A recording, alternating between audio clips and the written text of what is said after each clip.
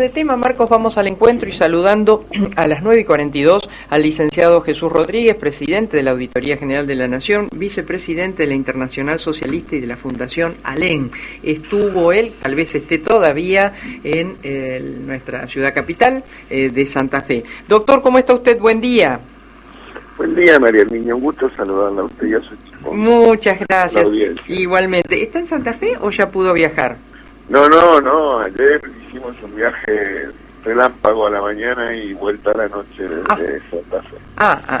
Bueno, ¿qué nos puede decir como síntesis de lo ocurrido en esta? Bueno, fueron dos días, en el sentido de acá en Rosario estuvieron no solo el presidente de la UCR, Gerardo Morales, sino gente de Juntos con el Cambio, acompañándolo en visitas claves como la de Hapkin y otras, ¿no?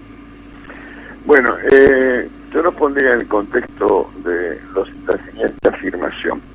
La vocación de la Unión Cívica Radical, institucionalmente, de contribuir, en primer lugar, al fortalecimiento de nuestra coalición, Juntos por el Cambio, y al mismo tiempo ampliar las bases de sustentación política de un próximo gobierno de nuestra coalición, tanto en el plano nacional como provincial.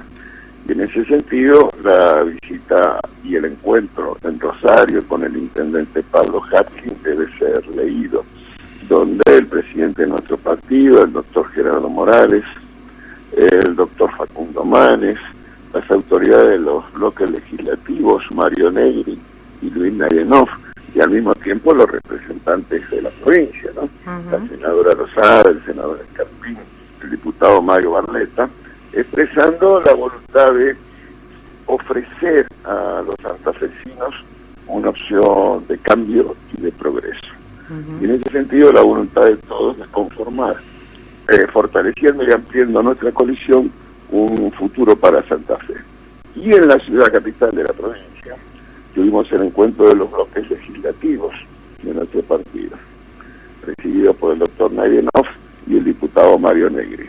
Así que fue un muy buen encuentro y una demostración de esa vitalidad y de esa vocación de protagonismo que tiene la Unión Cívica Radical.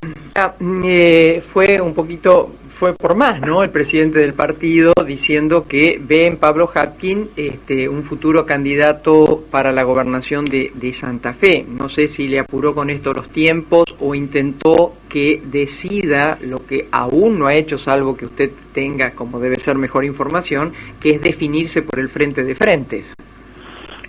Mire, yo lo conozco a Pablo Hapkin de hace muchos años, de su compromiso con su ciudad y su vocación de servicio. Y en ese sentido yo tengo la esperanza, vamos a ponerlo en esos términos, de que su decisión sea la de contribuir a ofrecerle a la sociedad santafesina, desde su ciudad Rosario, un horizonte de trabajo, de progreso, de futuro y de realización productiva y espiritual para todos los santafesinos. Los que no están muy convencidos, o en todo caso están divididos en sus miradas, es el socialismo. El exgobernador Bonfatti me parece que está más cerca sobre la concreción de ese frente de frentes. La presidenta del Partido Socialista, hablando con nosotros en este mismo micrófono la semana pasada, no lo ve tan así. Mire, la verdad que no conozco la entretela de la situación del Partido Socialista y tampoco me corresponde a mí hacer opiniones o juzgar sus decisiones que son exclusivamente propias, ¿no? O sea, en líneas generales, tanto a nivel nacional como de Santa Fe, la coalición avanzaría sobre el frente de frentes. Esto habilitaría a otros partidos a lo largo y a lo ancho del país para poder sumarse, como supuestamente podría hacerlo el socialismo o el partido, creo, de Hapkin.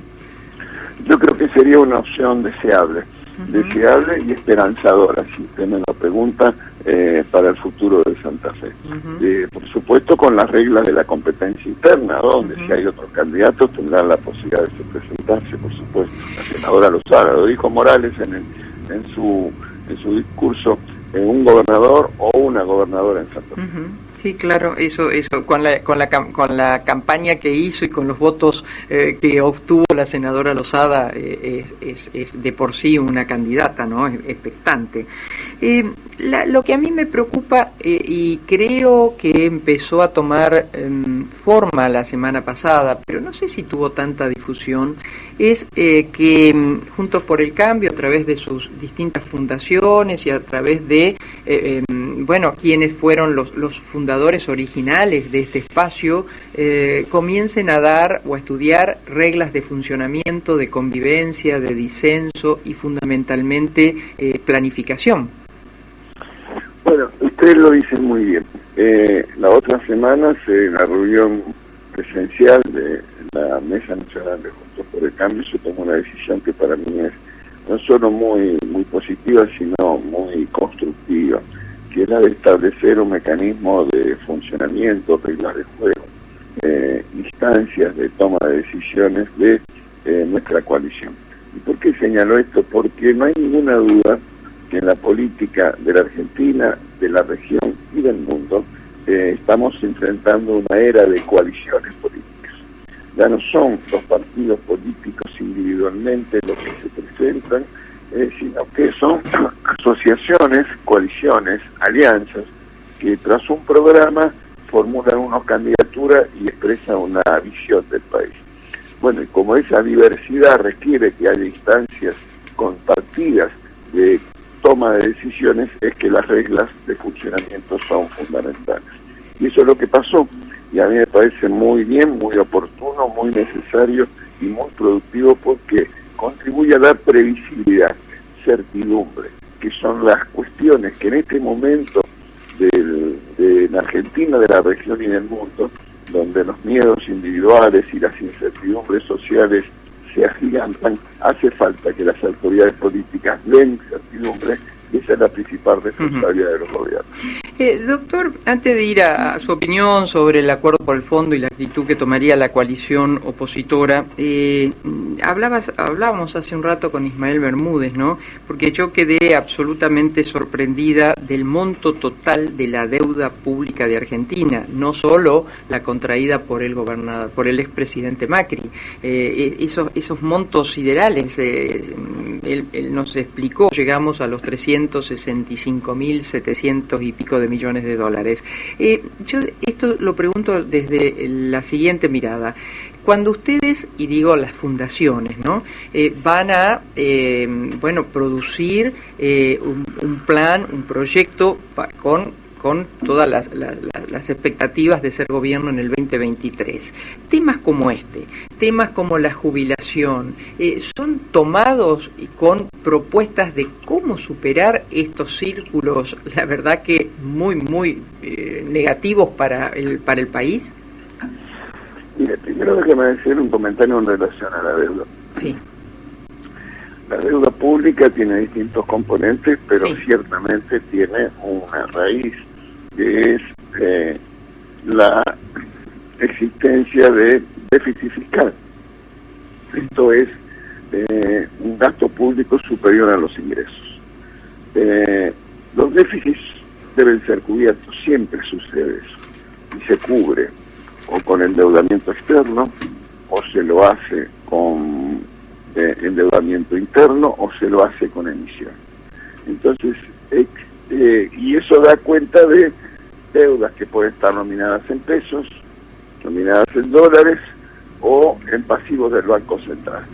Y esa es la cifra que Ismael Bermúdez ha establecido, sí, y que forma parte de los datos de la realidad.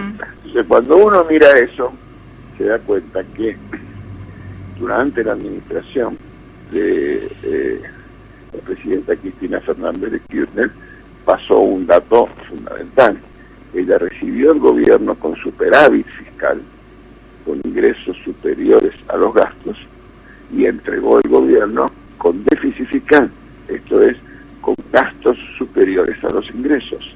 Y eso se traduce en una cuestión sencilla: deuda que puede ser nominada en pesos, deuda que puede estar nominada en dólares, o deuda que puede estar en cabeza del Banco Central, pero en definitiva deuda. Por eso el gobierno del presidente Macri tuvo que afrontar esa situación de deuda, y a partir de la necesidad de reducir el déficit es que encontró esa complejidad que además venía acompañado de el default, los holdouts, etcétera, etcétera.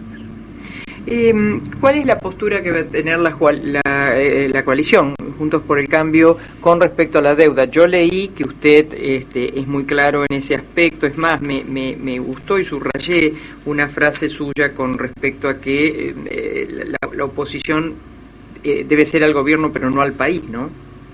Efectivamente, de eso se trata. Nosotros podemos tener todos los cuestionamientos a la administración del presidente Fernández, que los tenemos muy fundados. Ahora bien, frente a una situación como esta, la acción responsable de un partido político es la de favorecer a la existencia de un acuerdo, porque eso regulariza, normaliza las relaciones financieras con el exterior, que es imprescindible. Pero los contenidos de esa negociación son del Poder Ejecutivo, del Poder Administrador, del Presidente, del Gobierno, no del Congreso.